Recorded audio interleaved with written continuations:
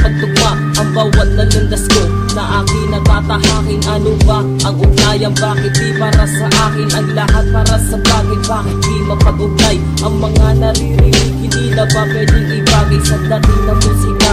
Ano ba ang kumukontra? Bakit di maitimpla ang pangungutya ng iba? Sa lakas ng bumubulong ng aking naririnig, habang yung ibang tao ay hindi magpapalubig sa dami na naranasan sa lugar na tinubuan. Kailan mapipigilan ng putukan at barilan na sa mga naririnig? Kapag ako ay dumadayo, masasama doon naninirahan sa batak. Bonifacio, nagkakamali kayo, iba ang naranasan ko. Eto ang panukala ko, pag-isipan nyo. Pag sinabi bang batak, ang tingin ba sa kulero? Pag sinabi bang batak, ang kanya ay delikado. At kung ang tingin mo sa kanila ay parang mga boss, nagkakamali kayo, may takot din kami sa Diyos. Sinabi bang batak, ang tingin ba sa kulero? Pag sinabi bang batak, ang kanya ay delikado. At kung ang tingin mo sa kanila ay parang mga boss, nagkakamali kayo, may takot din kami sa Diyos. Bawat aming katanong ay hinahanap ang sagot, na sa tuba may magagalit, pinapairig po at ganun na lang ba magdamot? Nakapalaran para sa amin, nalagpasan ng mga pagsubok na sa amin nakabalakit. Sinong kahiyang awitin para lang iba alam sa mga bandang mahilig lang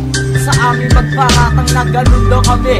Isyo wala na pagbabago, nagkakamali kayo, lahat ng tao'y nagbabago rin. Lahat ng mga bagay sa mundo'y merong hangganan, papunta sa paraiso na pwede natin tapakan. Dahil ako at ikaw ay hindi nagkakalayo, parehas na tayo masama na pwede rin magbago. At bakit kailangan magtalo-talo, tayo magkaisa? Parehas na tayong Pinoy, bakit hindi magkaisa? Nandito ang Panginoon, handa sa'yong tumulong, dahil nasa mga palad mo ang pagpapago, pagsulong. Pag sinabi bang batak, ang tingin ba sa kulero? Pag sinabi bang batak, ang kanya ay delikado. At kung ang tingin mo sa kanila ay parang mga boss, nagkakamali kayo, may takot din kami sa Diyos. Sinabi bang batak, ang tingin ba sa kulero? Pag sinabi bang batak, ang kanya ay delikado. At kung ang tingin mo sa kanila ay parang mga boss, nagkakamali kayo, may takot din kami sa Diyos. Istorya ng batak na nais iparinig sa mga taong nagdududa na sila'y masasama.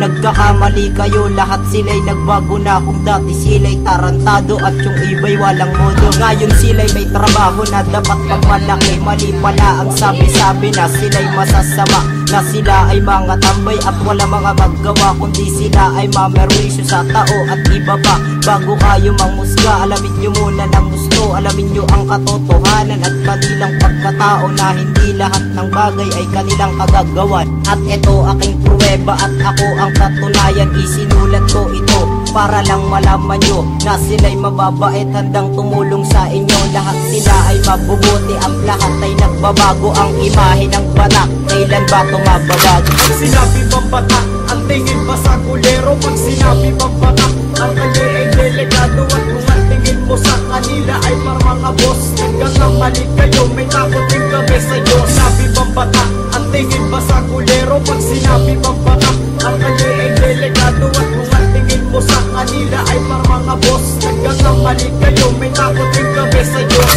Sinabi bang batak, ang tingin ba sa kulero? Pag sinabi bang batak, ang kanya ay delikado. At kung ang tingin mo sa kanila ay parang mga boss, nagkakamali kayo, may takot din kami sa Diyos. Sinabi bang batak, ang tingin ba sa kulero? Pag sinabi bang batak, ang kanya ay delikado. At kung ang tingin mo sa kanila ay parang mga boss, nagkakamali kayo.